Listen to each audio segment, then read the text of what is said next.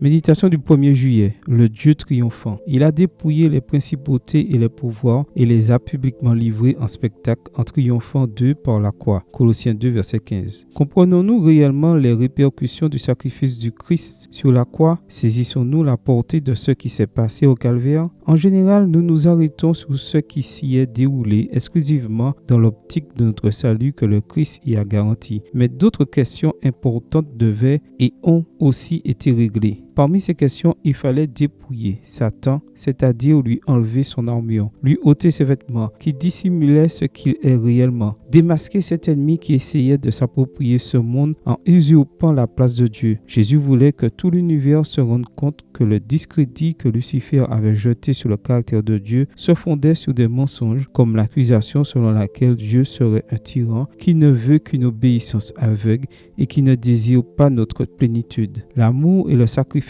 manifesté par le Seigneur sur la croix anéantissent de telles accusations en nous permettant de voir clairement qui est l'ennemi des âmes et comment il est. Sur la croix, le Christ a non seulement démasqué Satan qui avait établi sur la terre une principauté, mais a aussi vaincu les terribles pouvoirs du péché et la mort qui exerçaient réellement une tyrannie sur la race humaine. Grâce à ce qu'il a fait sur la croix, il n'y a plus de condamnation pour nous. Grâce au sacrifice du Christ au calvaire, il n'y aura plus la présence éternelle du péché parmi nous. Grâce à la mort de Jésus sur la croix, notre dette a été réglée. La domination du mal a été neutralisée. Le péché a été condamné à disparaître de la racine aux branches et la mort a été vaincue pour tous ceux qui croient à ce qui s'est passé ce jour-là. Par la foi, nous aurons la vie éternelle en Jésus-Christ. Gloire à Dieu. Sur la croix, Dieu a publiquement livré en spectacle la véritable nature de Satan et du péché. Il n'est plus possible qu'il nous trompe encore parce que l'univers entier a vu sa haine du Saint-Fils de Dieu. Sa méchanceté, ses mensonges et sa cruauté ont été dévoilés au grand jour. À présent, nous, les chrétiens, savons que Satan est l'ennemi de Dieu et le nôtre. C'est sur la croix que se présente le Dieu triomphant. Amen. Bonne journée à vous et que le Seigneur vous bénisse.